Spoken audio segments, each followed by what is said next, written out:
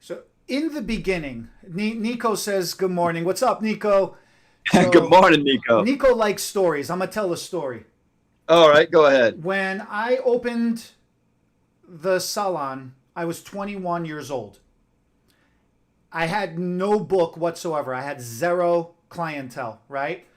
So we Right. used to play cards. We used to clean a lot. And there wasn't much There going was on. there wasn't no social media. And there was no social media back then, right? So literally, there was nothing going on. My uncle used to tell me, go get me a coffee, oddly enough.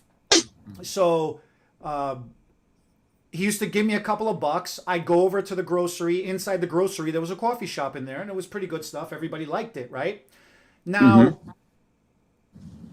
when in those days, people didn't dress up anymore to go to the grocery. It wasn't an event to go to the grocery. People just running in, grabbing stuff, getting out. When we would walk through the salon, I in the beginning I would go by myself. And then after a while, everybody saw me going and they'd be like, oh, you're making a coffee run. Why don't you grab me one too? I'm like, I don't have enough hands. Somebody got to come with me, yeah? Hmm. So when we would walk through the grocery, we were all dressed up for work.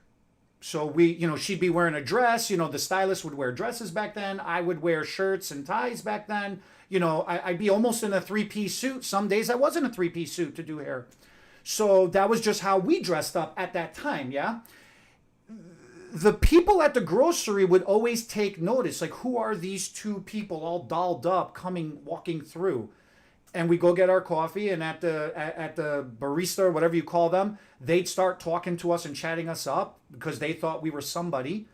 And we'd start flirting back with them because that's just what we do. Next thing you know, they're on our book.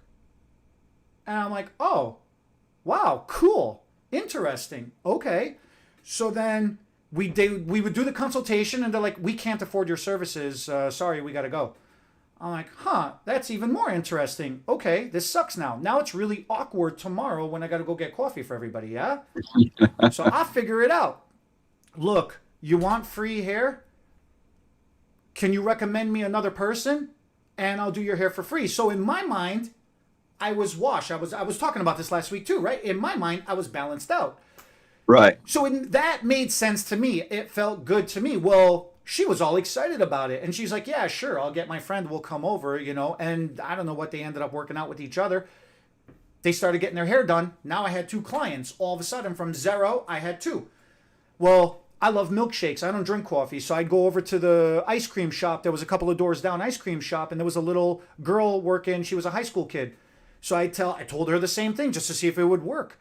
And she goes, oh man, I'm going to cost you so much money because you're going to do my hair for free forever because I'm going to recommend you so many people. And in my mind, I'm like, little Mhm. girl, bring it. This is my dreams come true right now. Who, Yeah. like the best words you ever want to hear, right? So Yeah. all of a sudden I had all the little high school girls coming in. Well, from there, their parents started coming and then they started bringing their parents, the grandparents, right? And in the beginning of my career, I thought this was the most amazing thing in the world. It was like a Groupon before Groupon, Right. Right. right?